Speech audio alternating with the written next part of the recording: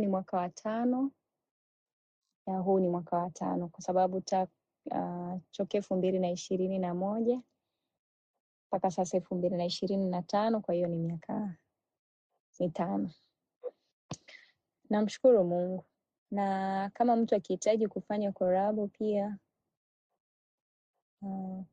tunazungumza, kwa sababu kuna vitu vingi ambavyo vinakuwepo kwenye hatua kuandaa wimbo, kutengeneza, kufanya collaboration. Kuna vitu vingi, kwa hiyo akihitaji collab atanitafuta, tutazungumza. Naamini hakuna kitu kinashindikana. Lakini pia collab ya Esther Muhesi ni Muhesi ama ni